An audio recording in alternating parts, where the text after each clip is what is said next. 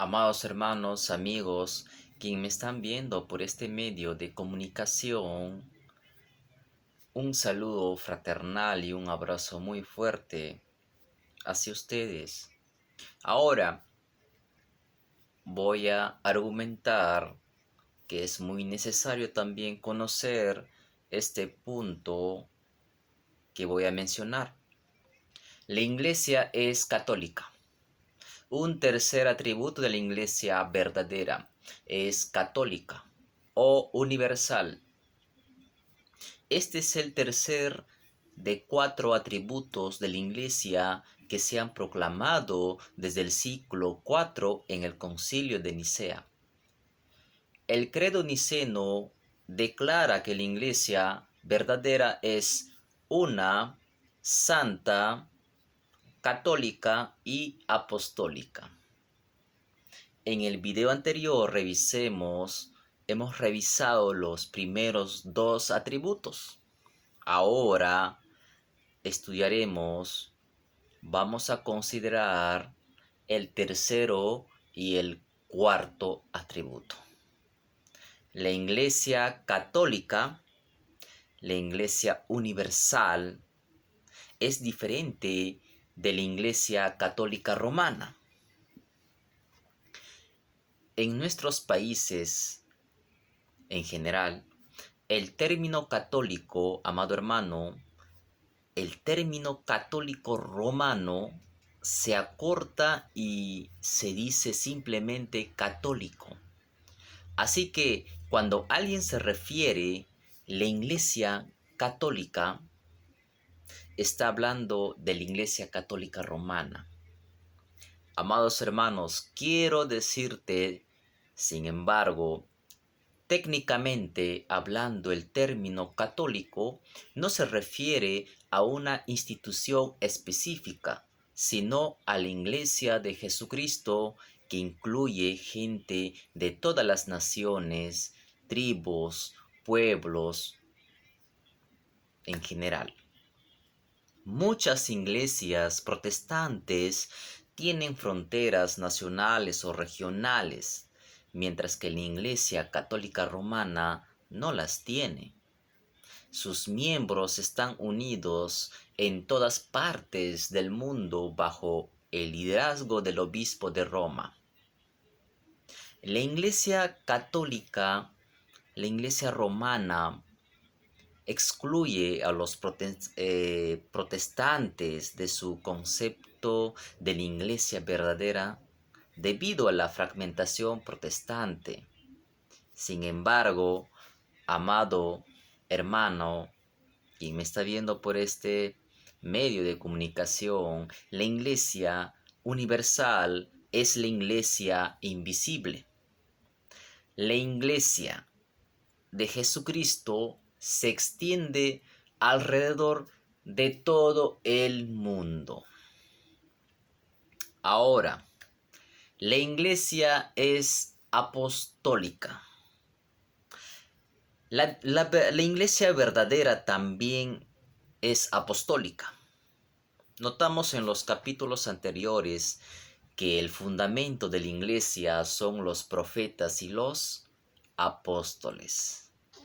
Cuando Cristo estableció la comunidad del pacto del Nuevo Testamento, primero dio el oficio del apóstol.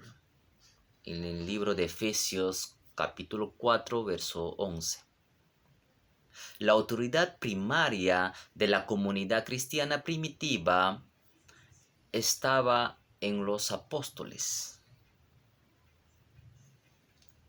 Ahora, el título apóstol viene de la palabra griega apóstolos, que significa enviado. En la cultura griega antigua, un apóstol era un enviado o un delegado enviado por un rey o por alguna figura de autoridad. Pues el apóstol llevaba consigo la autoridad delegada al rey. Era un vocero de la persona que representaba. Nosotros tendemos a usar los términos apóstol y discípulo de manera intercambiable. pero hay una diferencia importante entre los dos. Con excepción del apóstol Pablo, todos los apóstoles del Nuevo Testamento fueron primero discípulos, pero no todos los discípulos llegaron a ser apóstoles. Jesús tenía muchos más discípulos que los 12 que conocemos en los evangélicos, en los evangelios. Es cierto, en cierto punto de su ministerio, Jesús envió a 70 discípulos en una misión particular, en Lucas 10. La palabra griega que se traduce discípulo es matetes, significa estudiante o aprendiz. Los discípulos eran todos los que se reunían alrededor de Jesús para estudiar en su escuela rabínica. Lo llamaban rabí y lo seguían de un lugar a otro para escuchar sus enseñanzas. Sin embargo, hacia el final de su ministerio terrenal, Jesús escogió de entre sus discípulos a un número selecto para que fueran apóstoles. Mateo 10. A estos les transfirió su autoridad diciendo: el que los recibe a ustedes, a mí me recibe. Y el que me recibe a mí, recibe al que me envió.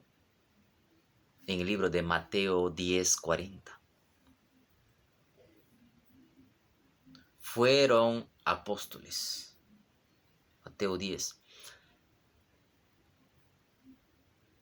A estos les transfirió su autoridad, diciendo: el que los recibe a ustedes, a mí me recibe. Y el que me recibe a mí, recibe al que me envió. Mateo 10:40.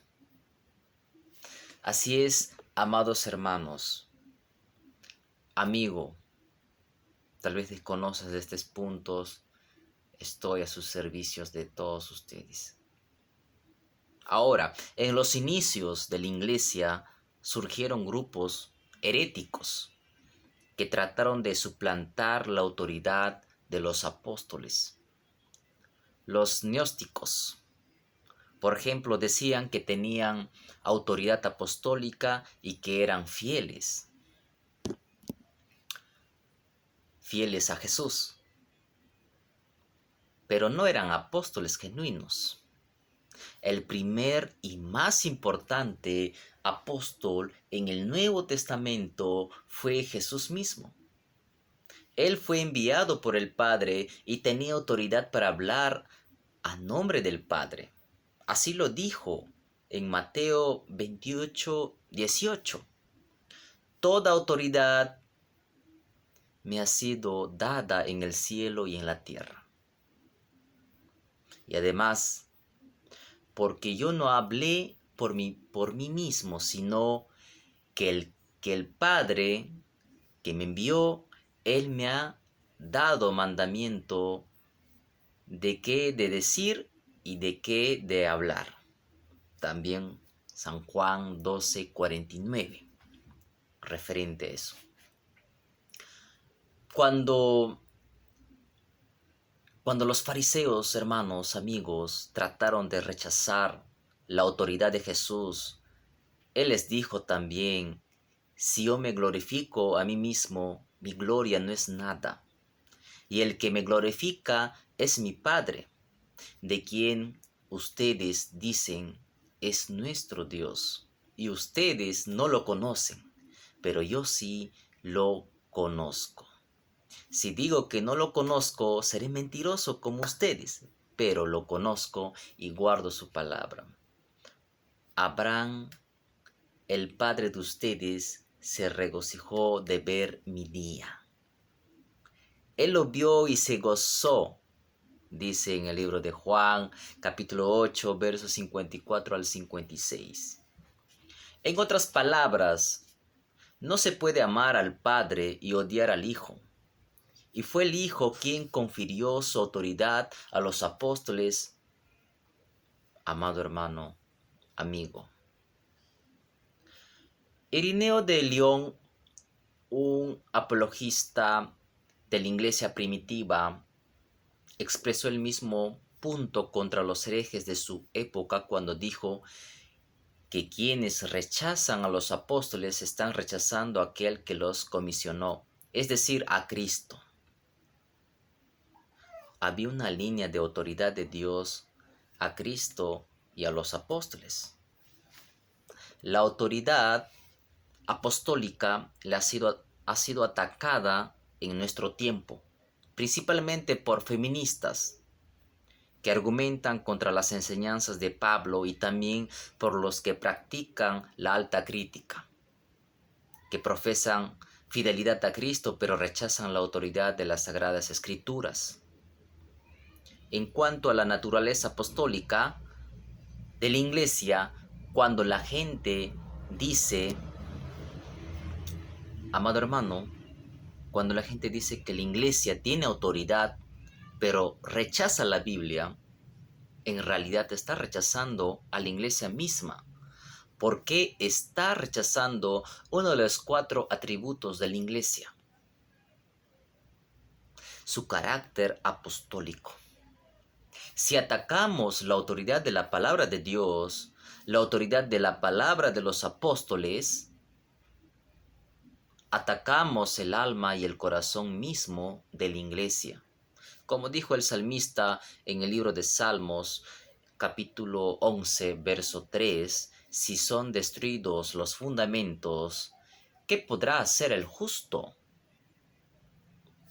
En los últimos 2 siglos, la teología liberal, con su rechazo categórico de la inspiración y autoridad de la Biblia, ha tenido tanto impacto sobre la iglesia visible que casi le ha destruido. En algunos países los templos están casi vacíos. Menos del 2% de población asiste a los cultos. Esto se debe principalmente al abandono de la autoridad apostólica en favor de concentrarse más en asuntos sociales, lo cual da como resultado que la Iglesia no se distingue de cualquier otra institución social. La autoridad apostólica, que significa autoridad bíblica, es el fundamento de la Iglesia. Es el fundamento de la Iglesia y es muy importante conocer estos puntos también.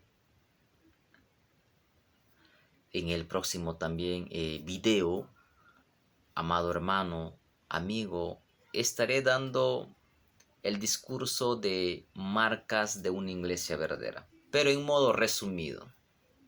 Estoy a sus servicios, amados hermanos. Que Dios los bendiga en gran manera. Gracia y paz con todos ustedes.